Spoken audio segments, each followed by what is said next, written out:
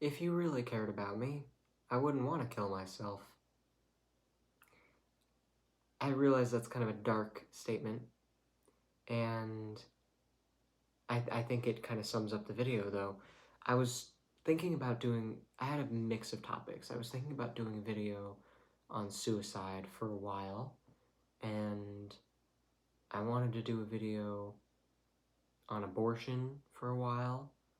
I wanted to do a video on a bunch of different things, but I ended up just realizing I wanted to do a video on like rehab and stuff.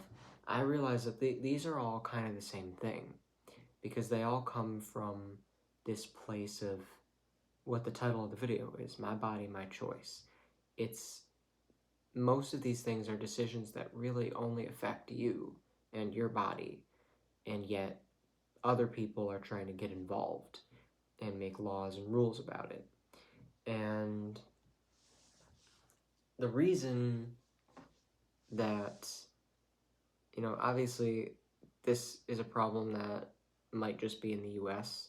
I know that different versions of it exist in different countries. Some places it's worse, some places it's better.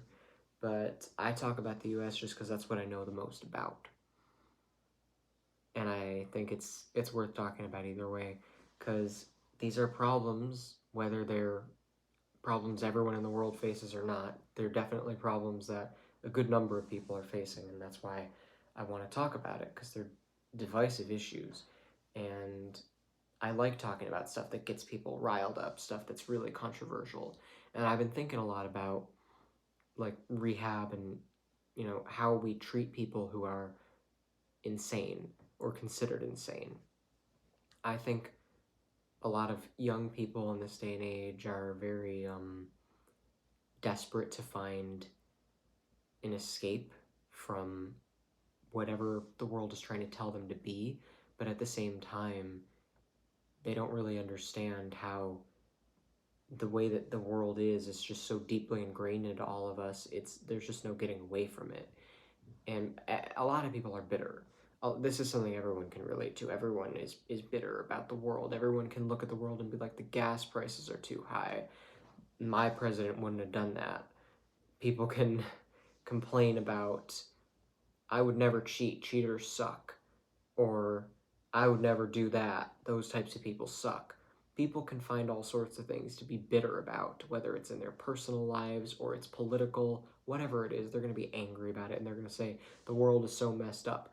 People say, I don't like advertisements, it's all just trying to sell you bullshit.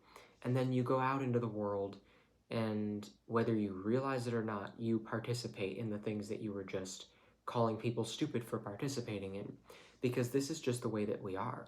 If you actually wanted to be separate from all of this, you would have to be living on an island, like with no contact to the outside world. That's pretty much the only way. And you're not. So get off your high horse. Stop acting like you're separate from this and you're in a place to judge it. You're really not, because there's just no getting around it. It's a huge, huge problem that affects everyone. And it affects the way we think, it affects the way we see the world, it affects our values. Why are we worried about this? Why do we think we should do that? Why do we want this? Why is this what we want? I just said the same thing twice. Sorry. But, why are people so afraid to just be vulnerable and to value things like human connection? Why do you want to get all caught up in your ego and worry about if you're a good person or a bad person? The whole concept of good and bad is just nonsense.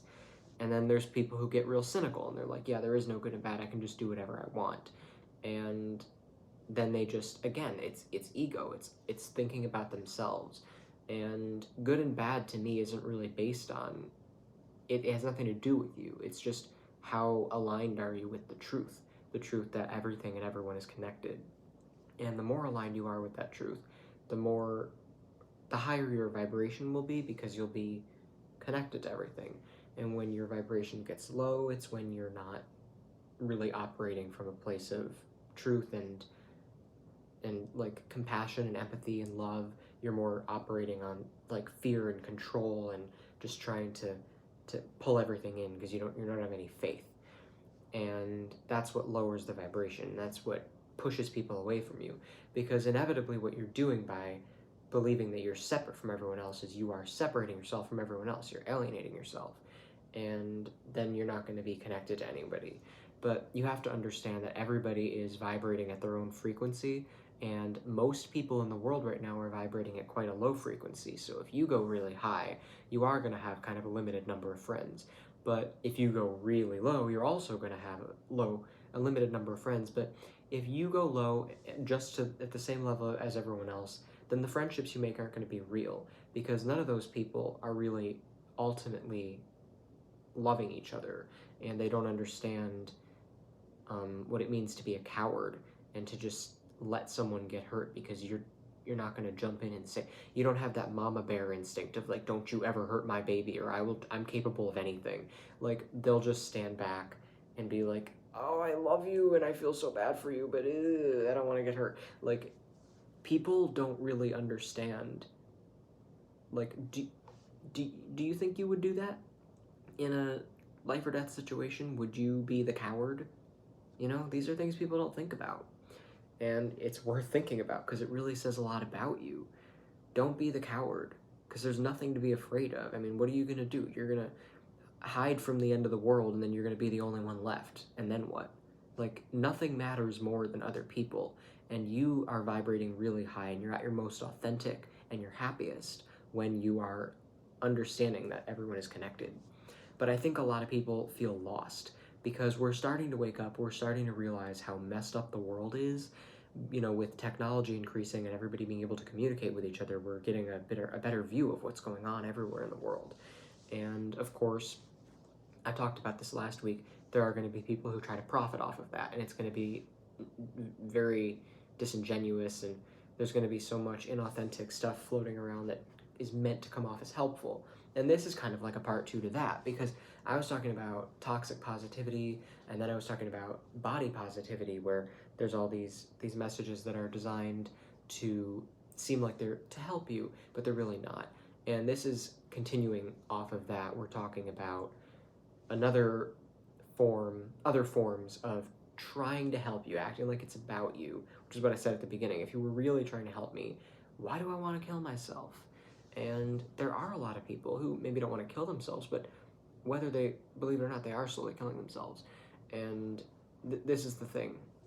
What do we try to take away from people? Alcohol. You're not allowed to buy it unless you're 21 in the US. You're not allowed to smoke unless you're a certain age. You're not allowed to do a lot of certain things that are bad for your health. But once you reach a certain age, they let you do it anyway, which is beside the point.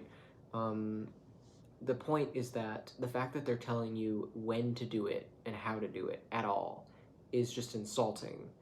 Think about the reasons that people might want to do these things, and think about the system that you've created that is pushing them to want to do these things.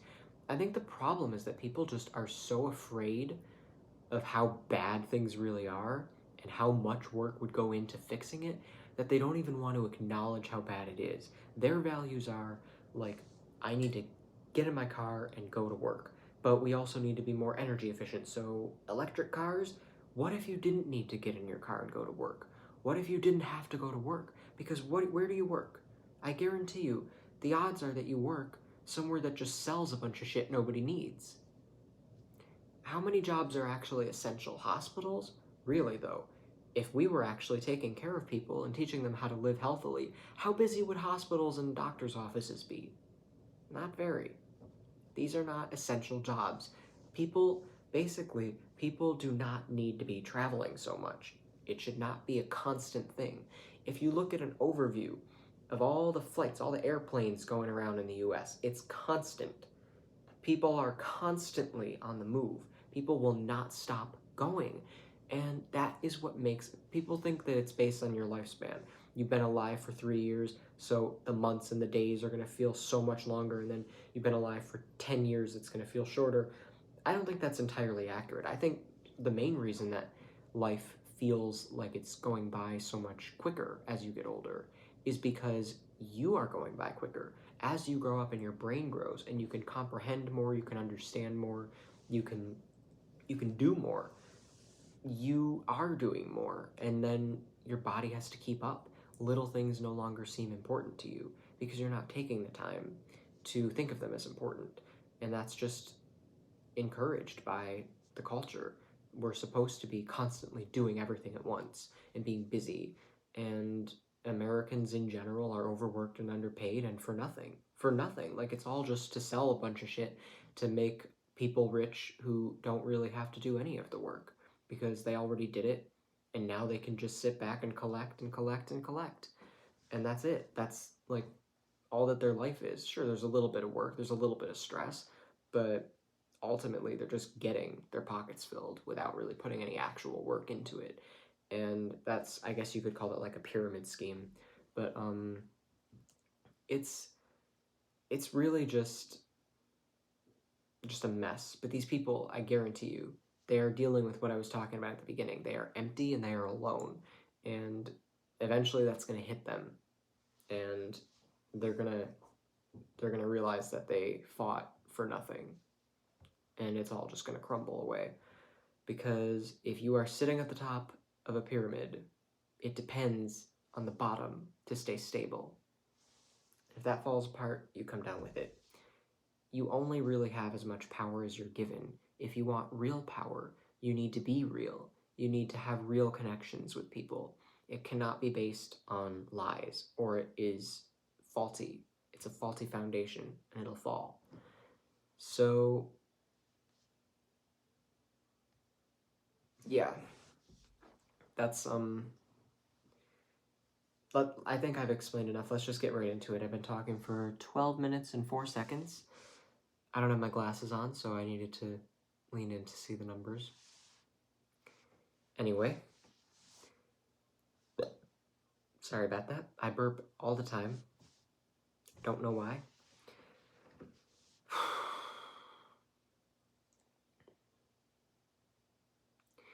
But basically, I want you to think about how people try to control you and tell you that you're not allowed to drink, you're not allowed to smoke, you're not allowed to kill yourself, you're not allowed to use drugs, you're not allowed to overdose. All these things that you're not allowed to do, because if you do them, you're going to be like taken into the hospital, and they're going to decide that you can't take care of yourself. Same with old people. This is a whole other thing. If you're old or a certain age and all this stuff that happens where you suddenly are no longer in charge of your life.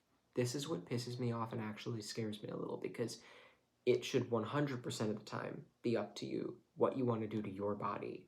Whether you want to stab yourself in the heart, whether you want to smoke everything in existence, or drink everything in existence, where you want to drink gasoline. I don't care. It's your body. And although people can say, hey, do you really want to do that? Or is it some, like, act of defiance? But if you do it, then you're just going to have to deal with the consequences. It doesn't affect me. But the problem is that there's this pretentious, like, it's not good for you. We don't want you to do that. Same with being trans. This is another thing that drives me nuts. You're not allowed to, take hormone blockers at a certain age. And even if you were allowed, there's always going to be people who have that opinion. And, oh, you're too young to know that. You shouldn't be allowed to do that. First of all, it is their body. I don't care how young they are, how old they are. Why do you get to decide what they do with their body? You could use the comparison. Well, what if a little kid wants to sniff glitter? What if a little kid wants to cut their throat? Well, why would your little kid want to do that? And how would your little kid be able to do that? It's a kid. You're supposed to watch your kid. You're supposed to take care of your kid. And you're supposed to say, hey, if you do this, you'll die. Kids' brains are still developing, and they can't really fully understand that up to a certain age. I would say like 13. But we understand this. We gradually let people make their own decisions, but I think that it's up to the parents. I think it should 100% be up to the parents. The government should not be getting involved. If you are teaching your kid how to carefully handle dangerous things, like in school using scissors and stuff, that's one thing. But when suddenly it's illegal for a kid to hold scissors, it's insanity. It's just absolute insanity. Because suddenly you care about my kid's well being. You're going to let them eat McDonald's. You're going to let them go to school. You're going to let them be exposed to all sorts of horrible people and potential bullying and the system that you've created to just turn people into overworked and underpaid people, robots basically. Like, there's just no way to justify that. And you're gonna act like suddenly you care about me? No, you don't. You don't care about me. You care about yourself. That's what's happening. And I really don't appreciate the idea of being reeled back into a toxic system, because I'm jumping all over the place. But think about rehab. Think about if you have a drug addiction, alcohol addiction, and you got to go to rehab. They clean you out, and then you're in NA or AA, and they're talking about Jesus, or they're talking about what drugs do to your body if they're not religious.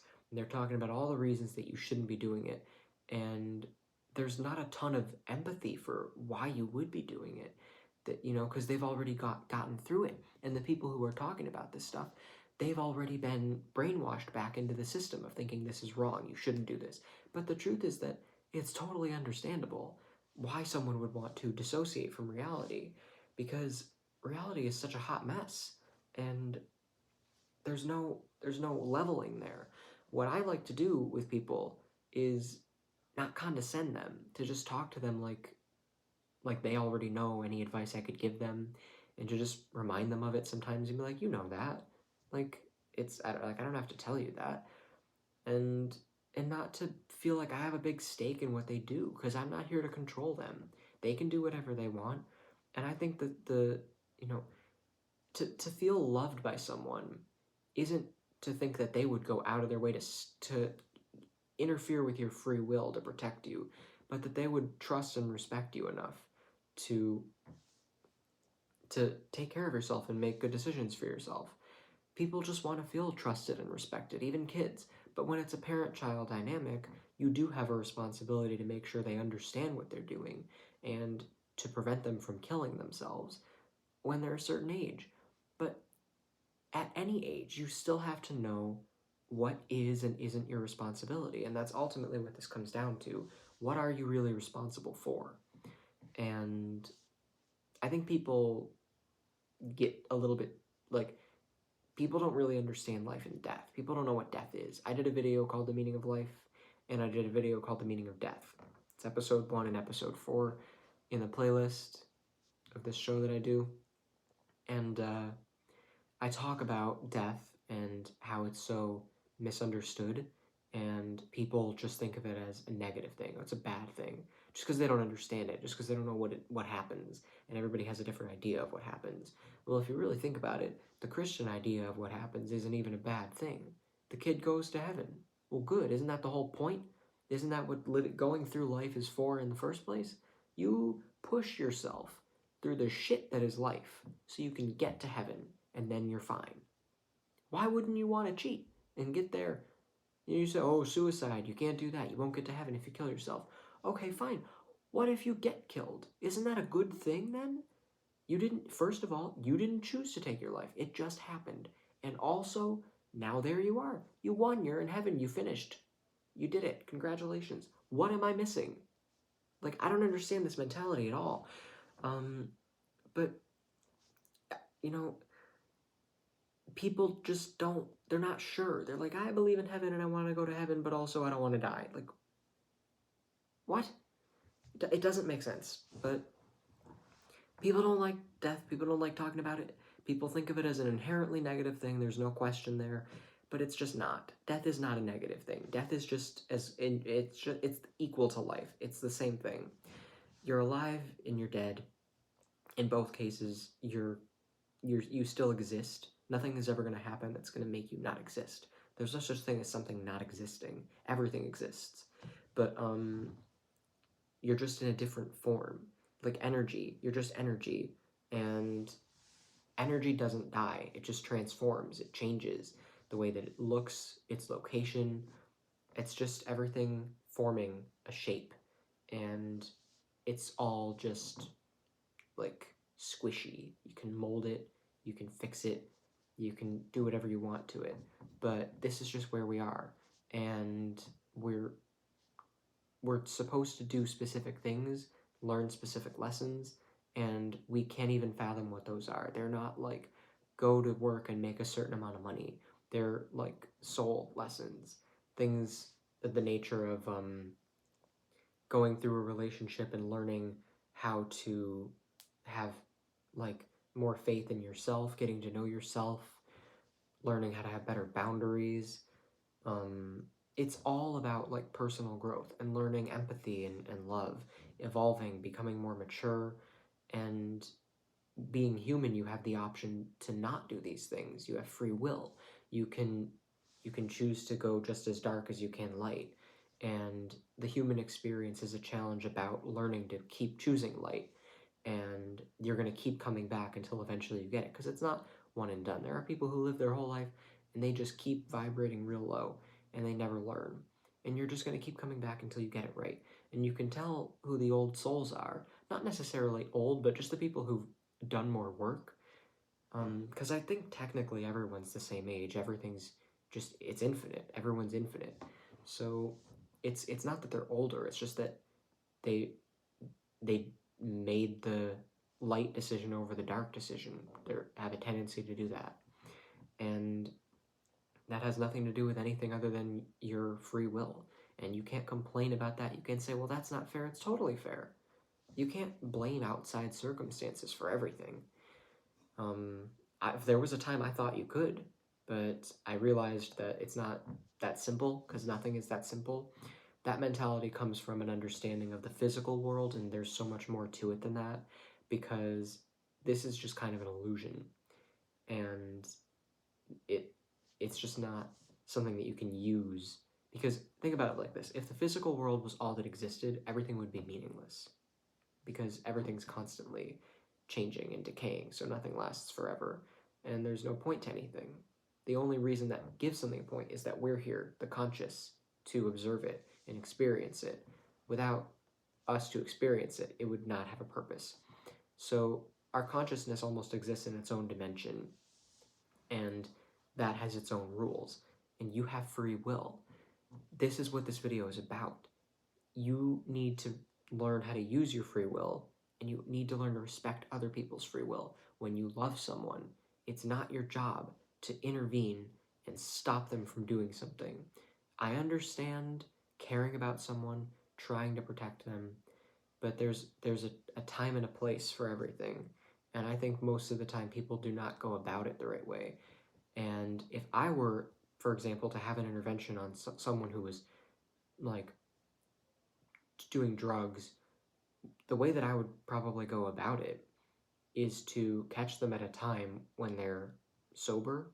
And if I can't find that time, I'll just find a time when they're at least able to understand what I'm saying, and just level with them and explain to them that I understand why they would want to do this. And I don't even have to. It doesn't matter if I understand or not. But it's like interventions should be about two things. It should be about how their behavior is affecting you, because then you're teaching them empathy, reminding them that their behavior is selfish. But that if it's self-destructive, then you also have to point that out. And the trick is to do it in a way that doesn't come off as controlling or condescending. But you can still do the same thing. You can still tell them the same thing. Just make sure that you're not being condescending or controlling. You're genuinely worried about them. And they'll feel that. They'll feel that you're coming from, it's your only concern is them. You're seeing them behind the drugs, behind the fear, behind everything that's on the surface. You're seeing them underneath it all.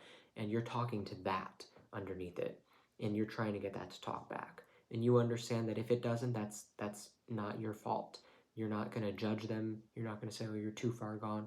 You're just going to say, okay, I said what I said. If you're not hearing me, then that sucks. But it's up to you. But I'm not going to let your decisions negatively impact me anymore. Like, I'm not going to be around you if this is how you're going to be. So just say that and be really, like, keep your ego out of it. It doesn't have to be super emotional. Emotions are very closely connected to the ego, because emotions aren't love. Love isn't something that's like a feeling, because a lot of people think that love is an emotion. It's like, oh, but that's passion, that's lust, that's excitement, that's obsession, infatuation. It's not love. None of those things are love. Love is something separate from emotion. Love is just truth. It's this connection between all of us, and this pure, selfless feeling. Love is the opposite of ego, and emotions are generally coming from ego, which is about fear and control. And when you are actually coming from a place of love, it's it's almost like you and the person you're talking to are one and the same, and you understand that. You're vibrating on that frequency as if you believe that's the truth, because it is the truth. And that's when the other person is more likely to be receptive. But we don't go about it that way. We come at them, and we try to control them, and we try to tell them, almost like we're reeling them back into a cult. You're supposed to think like me and be healthy like me, my version of healthy, my version of in touch with God, my version of faith. And it's all condescending and manipulative. And this is how we do it, because this is how the system has trained us to do it. And why does the system train us to do it? I don't know. It doesn't matter. I just know that it's wrong. And I want to touch on abortion too, because it's kind of the same thing, but it's a little different, because people could argue that it's not just your life it's affecting, it's the life that's growing inside of you. And I'm going to touch back on the death thing. This is another issue. People presume death is inherently bad. The thing is, like, when you are alive, you're not really committed to it, because you know it's temporary anyway. You know you're going to die anyway. It's just a question of how much you get done before you die. And sometimes excuse me, sometimes you're operating on that frequency of everything is connected, that selfless frequency, and sometimes dying is something you actually plan to do, and it's for a greater purpose. And it doesn't have to be an objective greater purpose. It doesn't have to be something that God planned out, because I think people forget what free will really means. People think there's a divine plan, or if someone dies, God must have intended it. That's not the case. People have to understand that free will applies to everyone and everything, and that it's up to us to decide what our values are, to decide what a greater purpose is.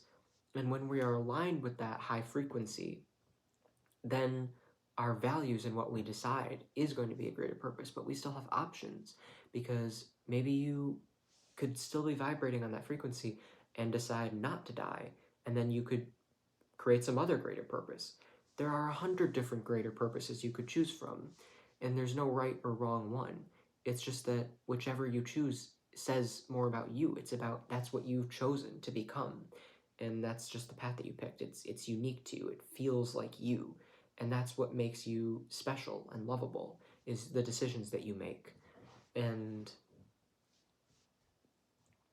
it's just so sad to me that people get so controlling when it comes to death. You weren't supposed to die then. I hate that you're not here now. Well, think about how insulting that is to the years, or the days, or however long you knew that person, that you spent together. You got to spend time with that person, and you're sitting there being angry that you can't spend time with them anymore. You already got that time. Be grateful for that. Hold on to that memory. Be glad that you met them at all, instead of sitting there wishing that you could know them for longer. I think there's a song that touches on that really well. It's called Ronan by Taylor Swift, and it's about this little 4-year-old boy who died of cancer, and it's sung from the perspective of the mom who had other kids. So she had to soldier on. She couldn't just break down and kill herself to be with her kid. And a lot of people, I'm sure, would love to do that. You lose your baby, you're like, why go on? But when you have other kids, you feel like you have to. So she did soldier on, and she wrote a blog about it, and that inspired Taylor Swift to write a song about it. And there's this line in the song that says something like, What if I'm standing in your closet trying to talk to you? I can't remember what she says. It's something, what if I really thought some miracle would see us through, but what if the miracle was even getting one moment with you? And I loved that line because it just so perfectly explains what what death is supposed to feel like. It's grief isn't about being angry that someone is gone. Grief is about processing change. Grief is about understanding the steps of grief. There's like denial and all this stuff, but it ends with acceptance, not because you're supposed to accept that life sucks and people die, but you're accepting that everything is constantly changing, everything is in motion. And you, take the example of, like, you know, you are born in a different climate, like there's different races, and based on where you are in the world, like in Africa you have black skin because that's just your pigmentation. It's better for that climate. And where you are in the world, you're going to adapt to it and evolve based on that. And that's how we are in our lives. As we move forward and we're constantly in motion, nothing is frozen, everything's constantly moving. And as you move in life, you have to learn to adapt and evolve to stay with where you are. And we don't really understand how important it is to embrace change. We like to be stagnant and hold on to things. We hold on to relationships. We hold on to houses, jobs, um, people, just all sorts of things that we just do not want to, even items, hoarders, like people just do not want to let go of things. And you have to learn that nothing lasts forever. Nothing. And it's okay to go through life having a bunch of different relationships.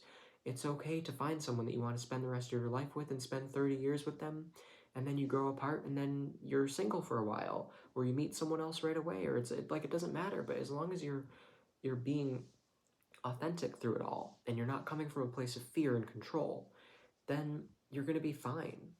And you have to be okay with letting things go and flowing with change. And sometimes you find someone that you're going to grow old with when you're like 60, and there's nothing wrong with that. But people have this idea that you have to get married at a young age, you have to stay married for the rest of your life no matter what. And people come up with all sorts of excuses to stay together when they're just not happy and it's just not working.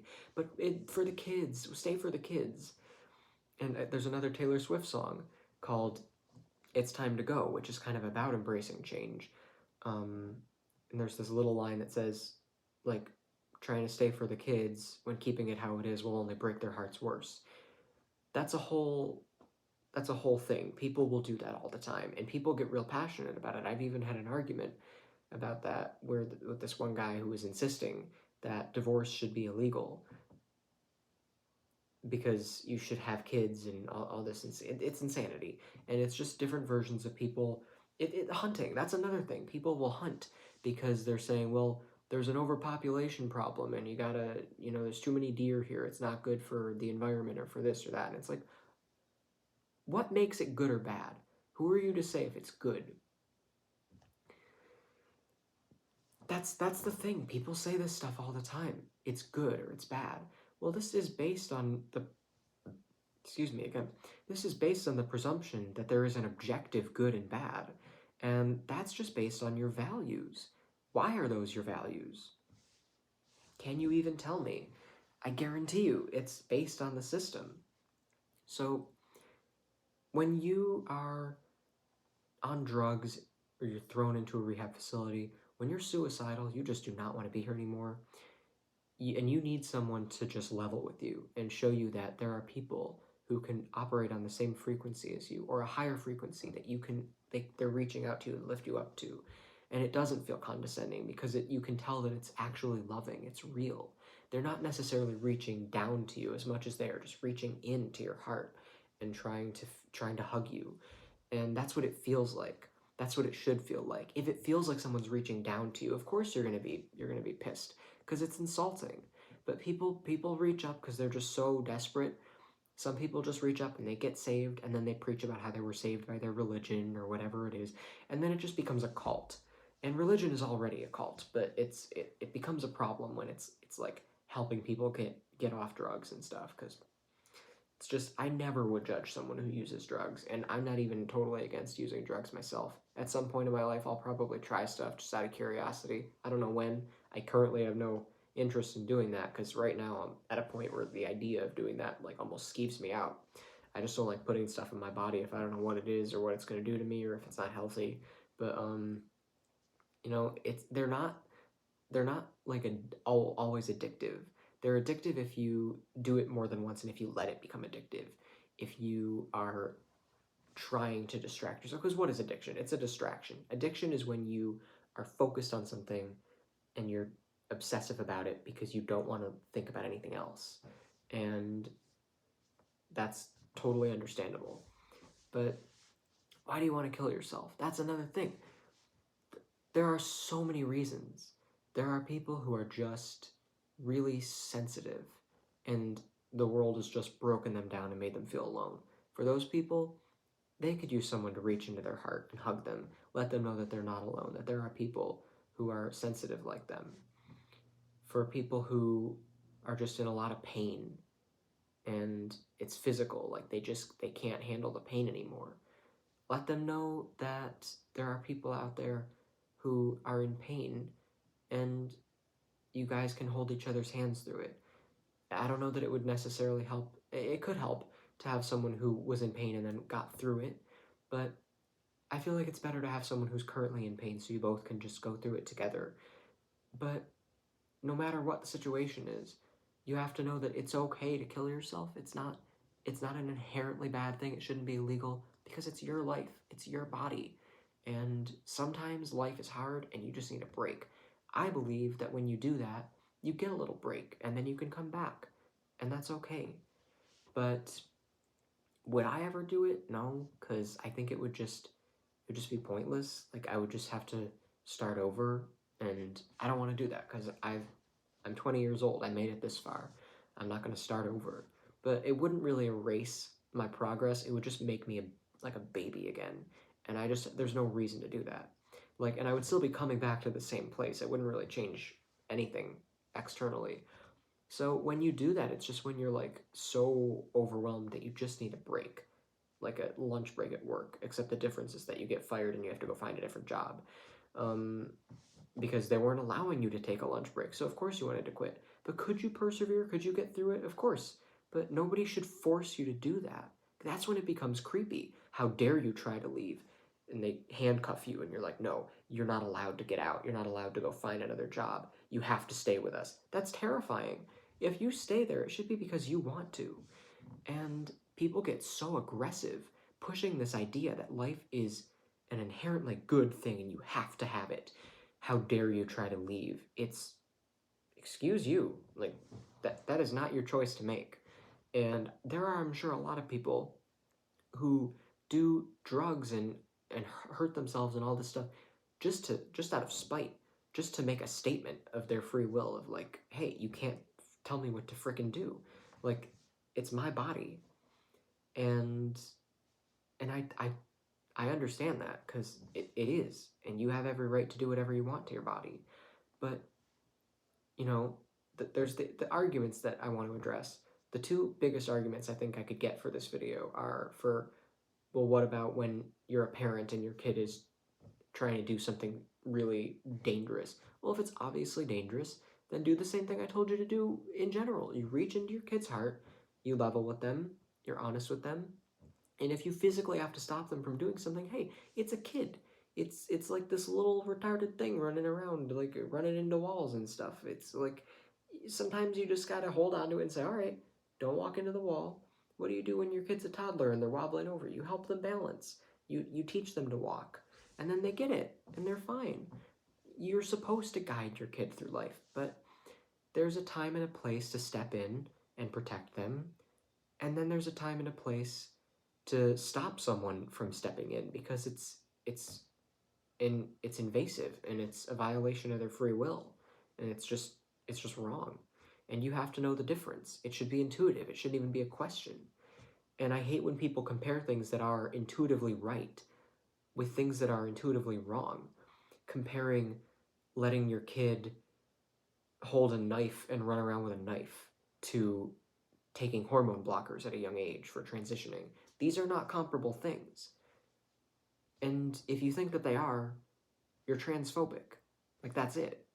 You can stop pretending that it's something else, that it's some righteous act of love for your kid or something. Like, it's not. It's just transphobic, and that's all it is.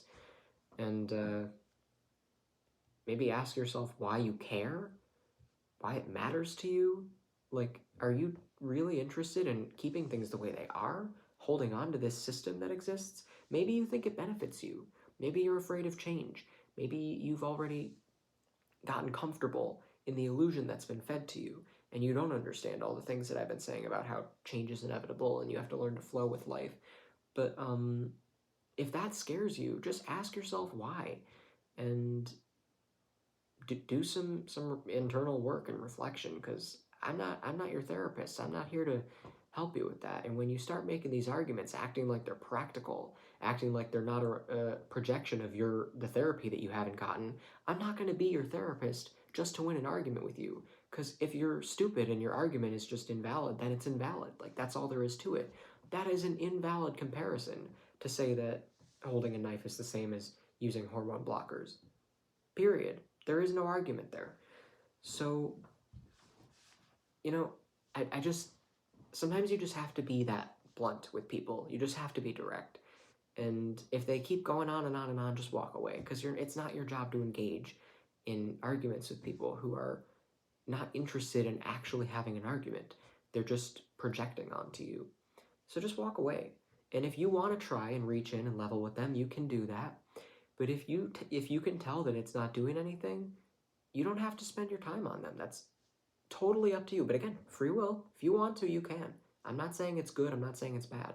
It's just up to you. I just wouldn't advise it.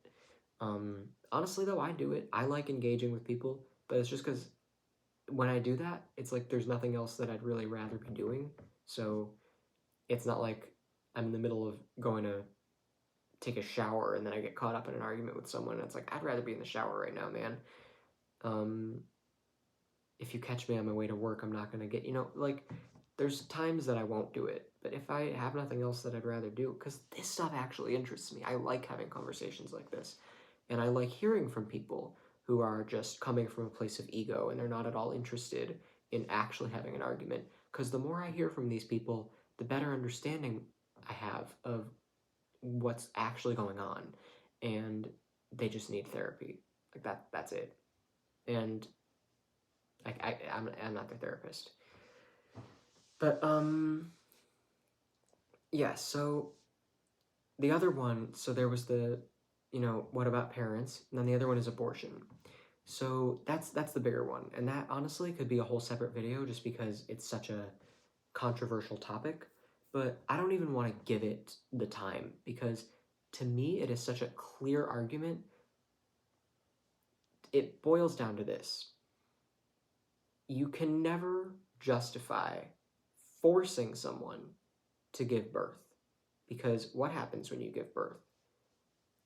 Your body goes through irreversible changes. Irreversible. When you're pregnant, when you give birth, so many things are going on in your body that will never be undone.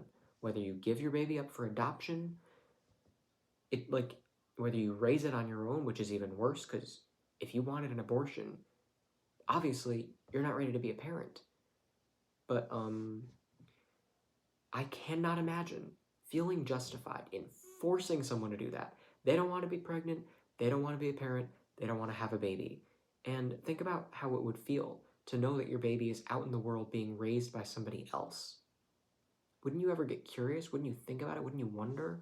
And think about the kid. If they find out that they're adopted, think about wondering about their parents, and then finding out that their parent didn't want them, and that the only reason they exist is because the government forced their mom to give birth.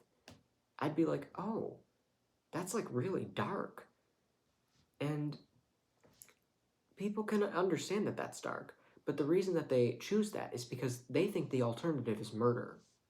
They think the alternative is killing an innocent life and that is wrong in the eyes of God. Newsflash.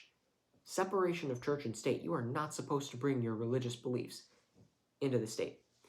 Then you would say, okay, well, it's not a religious belief to say that murder is wrong. You shouldn't murder people. Okay, that is because it's a violation of their free will. It's supposed to be, it isn't, by the way, but it's supposed to be a free country. That's the idea behind it. That's what it's advertised as. And that should be based on respecting people's free will. And murder is not that. Murder is just a horribly violent way to assert that you don't care about that person or their free will at all. It's sort of the darker equivalent of just stepping in and condescending someone. Murder is inherently condescending. And sometimes people need to be killed. I'm not gonna lie to you.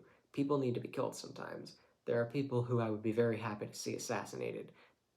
Like, I'm not gonna name names, but whoever is behind everything that's going on with Russia and Ukraine right now, whoever is causing that and whoever's allowing it to continue, I'd be very happy to see those people killed.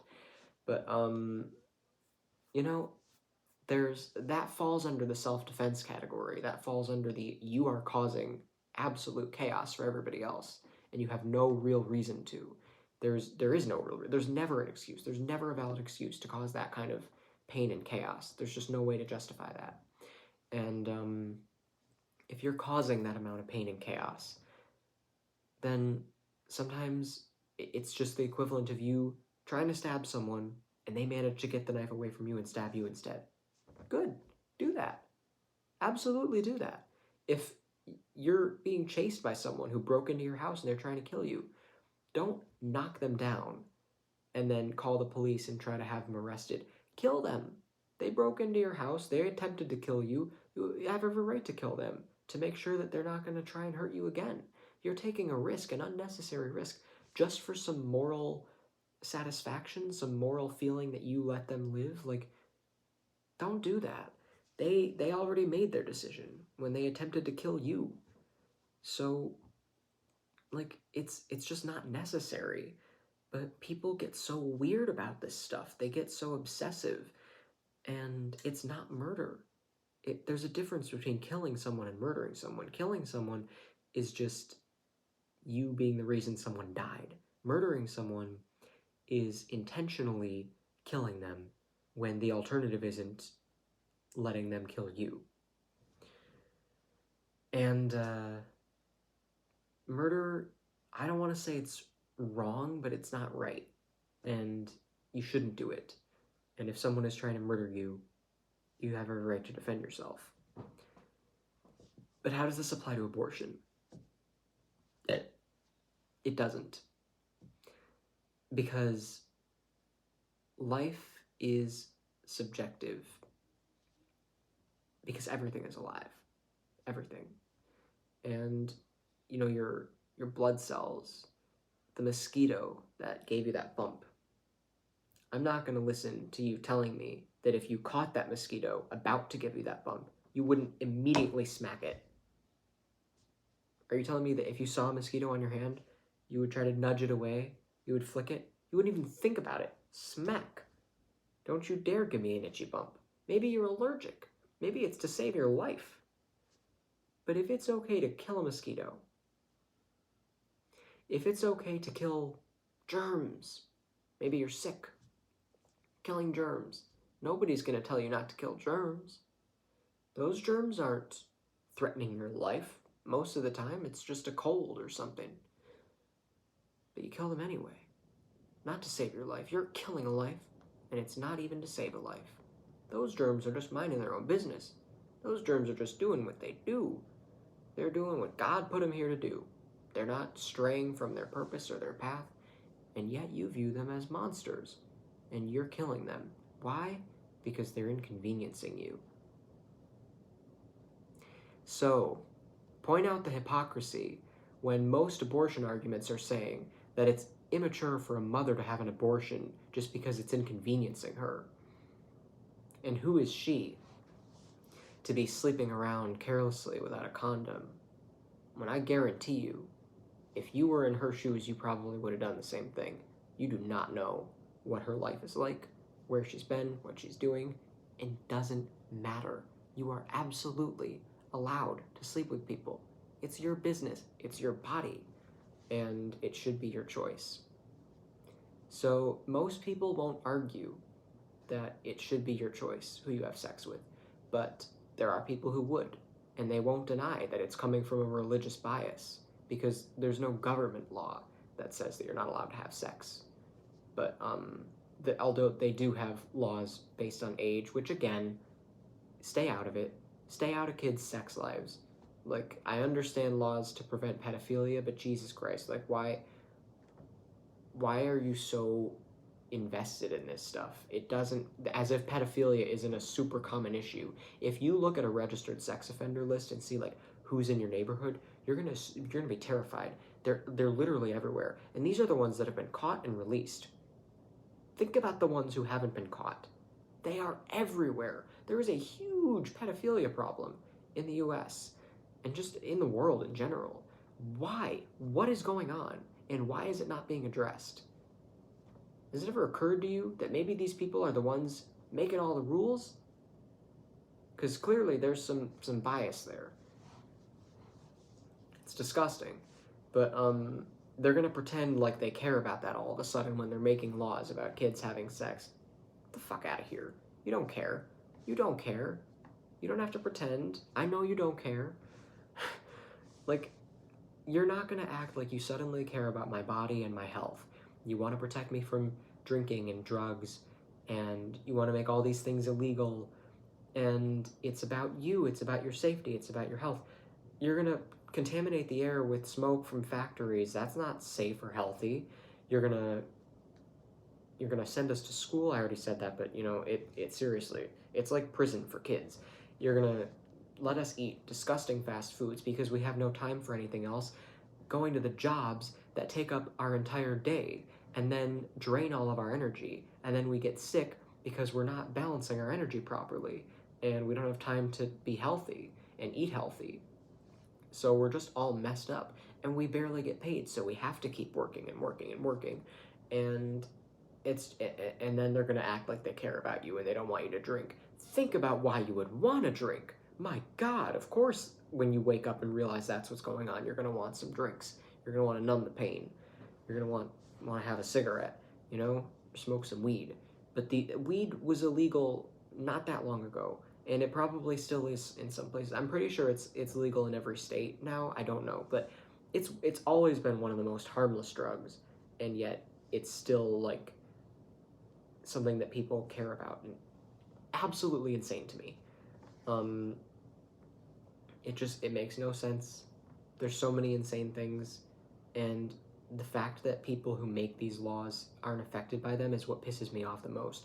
Tell me you aren't tired of entitled, privileged assholes making rules and laws that will never affect them.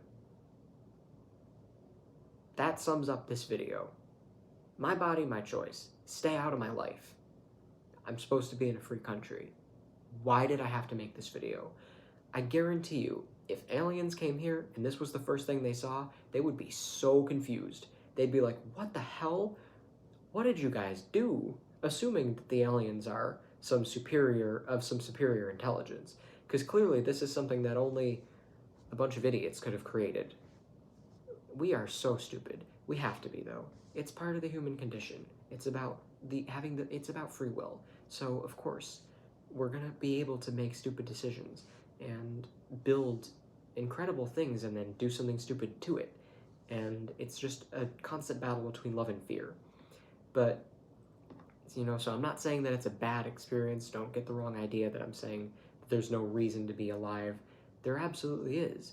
But you have to know when to call something out, and most people are just stupid. That's all it comes down to.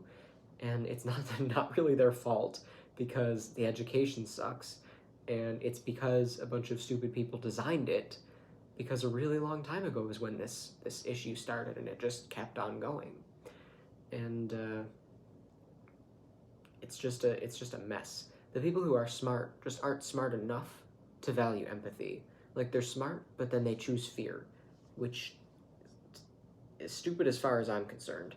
But excuse me again.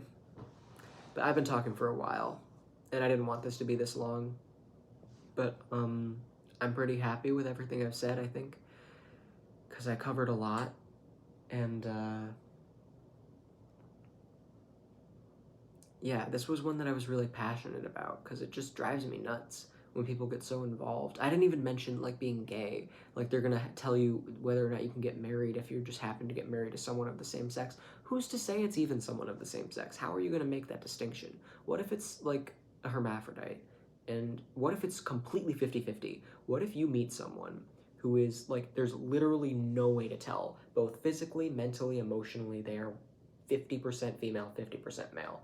How, I mean, that is a thing. That's absolutely a possibility. Just imagine someone with those body parts and everything where you literally cannot tell. There's no way to put them in one box or the other. What do you do with that person? Do you just say, oh, that person's a mistake, you shouldn't be allowed to marry them? Like, who's to say it's not a woman? You know? This is just all so messy. And the idea that you're trying to contain it and make it look organized is just, it's sad.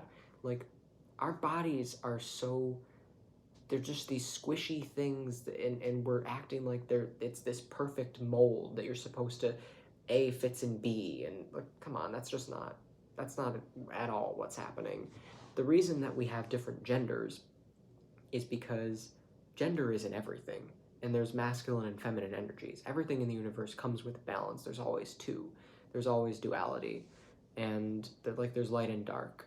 There's also masculine and feminine, and the masculine and feminine traits aren't usually what you're told that they are, but there are differences between those two things, and that's why when they come together, that's the beauty of it. It's supposed to come together. When they come together, they create life. Why are we trying to separate these things?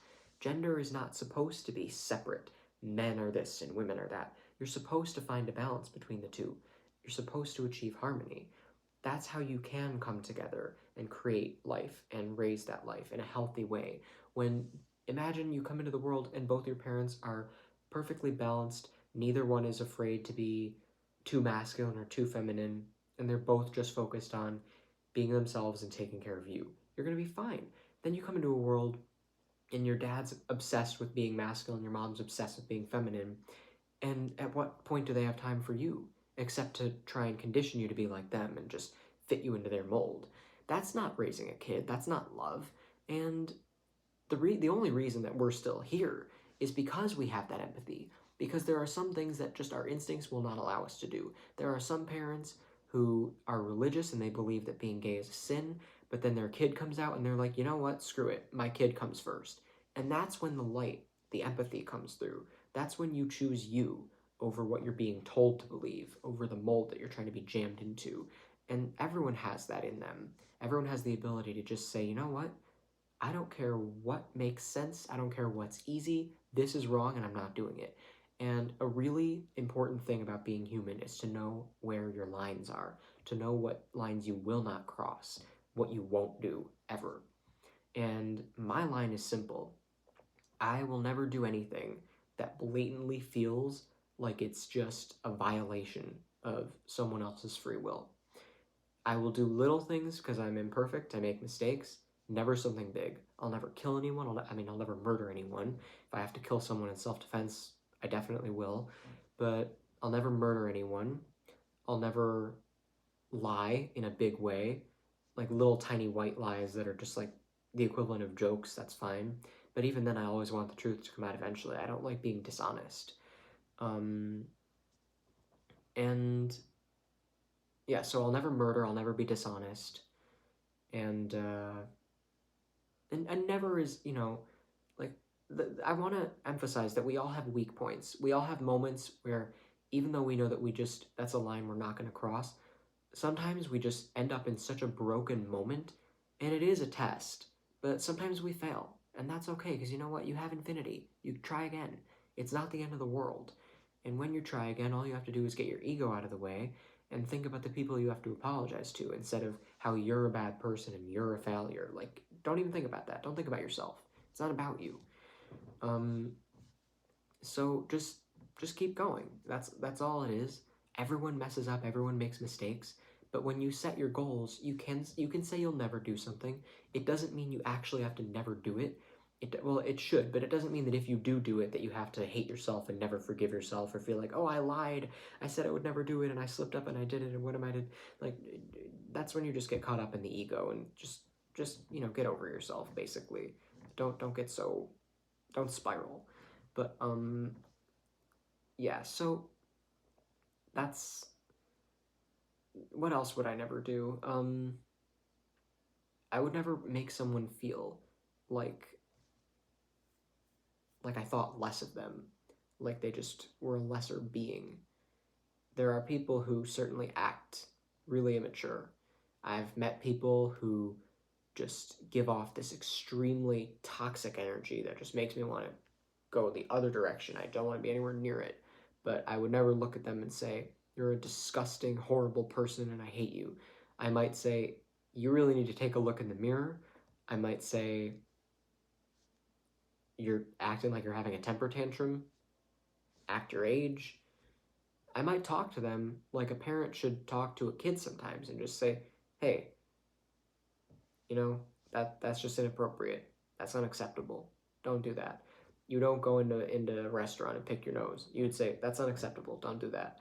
You don't go into a restaurant and scream at the top of your lungs. There are some things that you just do not do because it's just rude. It's rude to other people. But kids do that. Kids do that, and you know what? They grow out of it. Granted, sometimes the things that they grow out of aren't really growing out of maturity. It's more just being crushed into submission, and there are things that you should be able to do. Sometimes you need to get a scream out. By all means, go ahead and scream. Just know when and where to do it. You know what I mean? Like, not all things that are thought of as mature are actually coming from a place of maturity. Some of them are just a result of you being afraid. So the key is to distinguish between what's coming from a place of fear and what's coming from a place of love. And when you're a kid, that's not really there because you don't have the full enough brain to really make those decisions. Like animals.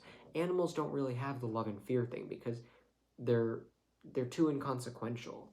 And because humans are capable of so much more, it's a bigger deal for us. So as we get older and we're capable of more, then we have to continue to grow and mature enough to continue making the right decisions. So if any of this is confusing, I realize I'm kind of all over the place, not making a lot of sense, but just ask questions in the comments in the live chat. I'm not sure if I will be at work when this is premiering, but if I'm able to check the live chat, I will, and I'll reply to any comments I'm getting. And if you missed it, you can just leave a comment on the video itself, and I'll definitely reply there because I don't have a time limit for that. So yeah, just let me know what you think. If you have any questions, I just want to finish up the thing that I was saying about abortion real quick because I don't want to leave a really controversial topic unfinished. If you are pro-life, then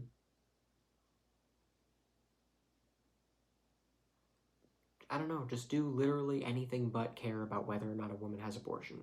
That's my only advice to you, because I guarantee you there's a lot you could be focused on other than that, and I don't know why that's even taking up a second of your time. Like, don't get involved in people's sex lives, their relationships, their marriages. Don't get involved in whether or not a woman wants to be a mother or a trans man wants to give birth. It doesn't matter to me. If you are capable of being pregnant, you should be capable of deciding whether or not you want to have a baby. It's up to you, 100%. And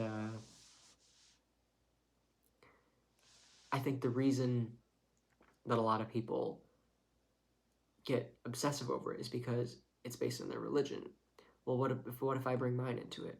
What if I tell you that I believe that children choose their parents, that before we come to Earth, we pick who we're going to come through and we decide, sort of like what I was talking about earlier, about how we have our free will and we decide that we're going to die at a certain time. We say, I'm going to come through at this time through these people. Those people don't meet. They use their free will to not fall in love. Okay, you pick somebody else. You make a different plan. Plan B. The plan B pill, you have a plan B too, you know? So then you don't come through them. Or maybe you do, and you end up inside them, and then she has an abortion. And then just go. It's the same thing. Because having an abortion will give you the exact same results as not getting pregnant in the first place. The result is identical. There's no difference. The only difference is that you are aware that you could have had a child. But you know what? You also could have had a child if you were going to have sex and then you decided not to. And you could say, I could have had a kid if I just had sex that one night. I could have had a kid if I just didn't have an abortion that one time. It's all the same thing. So you're getting way too involved in these people's personal lives, way too obsessed with something that wasn't even fully developed and born yet. And if you want to force people to give birth, maybe try adopting some kids that are born and don't have homes, because I guarantee you, if you this is a thing a lot of people say, we'll adopt your baby. If you don't have an abortion and you give birth, we'll take care of your baby. There are babies that are already born, needing homes. Go find them, you arrogant idiot. Don't do that, actually, because I don't trust you as a parent. Clearly, you're too stupid. Like, I mean, seriously, do some reflection, then go adopt a baby. People think of being a parent as their right. It's their right to be a parent. The kid has a say in this too. And another thing that I want to talk about, based on my beliefs, I don't ever want to shove anything down anyone's throat, but so if I'm ever going to say something that's just based on something I believe, you don't have to believe it. I'll let you know it's my beliefs. Based on my beliefs, I think that when you kind of drop a plan of what you want to do in your life, and you pick out the lessons you want to learn and the people you want to meet and who you want to be born as your parents. When you pick your parents, you pick them because of their life contract. You pick them because of what they were doing and where they were going. And then you were born, and then suddenly they abandon their life contract and they just focus obsessively on you. They become a helicopter parent. Don't do that. You have to continue doing what you were doing and focus on your life, because that's why your kid picked you. That's why your kid wanted to be your kid. And when you start obsessing over your kid, you're messing them up. You're throwing them off track. It's like you're driving and they get in your car, and then all of a sudden you stop the car and you turn around and you start staring at them. It's like, hey, they wanted to be in your back seat so you could give them a ride. Like, keep going. So that's a big mistake a lot of parents make. I just wanted to address that. Being a parent is not something you're just entitled to. It's not some right, and it needs to be about the kid too. There needs to be more maturity in this, because a lot of people are just so immature and they just don't understand what it actually means to be a parent and to have a kid. It's all coming from this weird obsession with the system staying the way it is and tradition and all this stuff. And it's like, why are you so obsessed with this? Because you're afraid, because you've grown up in an environment that encouraged you to be fearful and to cling to something instead of embrace change. So there's the people who flow and they want change, and then there's people who get stagnant, the conservatives and the liberals. But that is a system that is also a mess, because there really is no left or right or conservative or liberal. There's only the system and the people who are aware that the system needs to completely change. That's it. And neither liberals nor conservatives are actively trying to completely rebuild everything from the ground up, because the system with liberals and conservatives is something that was provided by the system. They're like, here, guys, have this. Have these toys to play with so that we can continue doing what we're doing, and we don't have to feel threatened by you because you're busy. Keep them busy. Keep them stupid. Keep them working. Keep them putting money in our pockets. That's all it's about. It's about money. It's not about religion. It's not about values or beliefs. It's about money. That's it. So just think about that. And remember that we have a common enemy. There's no liberals versus conservatives. There's only free will versus people trying to take away your free will. There's only love versus fear, and people who built systems based on fear instead of love. And we have to be focused on how we can fix this in a way that isn't judgmental or bitter or angry, because a lot of people who understand that things are broken don't do anything about it. They just bitch about it. And even the people who try to do something about it, these truthers, these insane, obsessive conspiracy theorist Christians who talk about flat Earth and,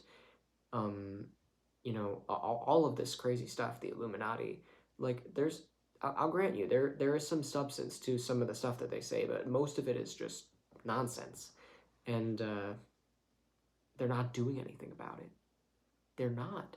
They are branded. They quickly branded them as conspiracy nuts. So nothing they say has any credibility. So they're literally doing nothing. They're just wasting their time and their energy. Don't be like that. Make sure that you maintain your credibility and make sure that you know how to be taken seriously. And make sure that you know what you're doing. All you really have to do, your personal part, the least you have to do, is as simple as focusing on yourself. Go inward, do some work on yourself, and if everyone did this, we'd be fine. But we have to do this collectively. So you take care of yourself, then you can learn to take care of other people, because you can't pour from an empty cup. So focus on you. That's my advice. And maybe I'll do a video on that next week. Self-care or something. So, yeah, the titles in this have been things that people know of, like My Body, My Choice. That's a thing. Self-care is a thing. So maybe that'll be next week. Who knows? You know, if you're watching this in the future. But I don't yet. But, yeah, this is way longer than I wanted it to be.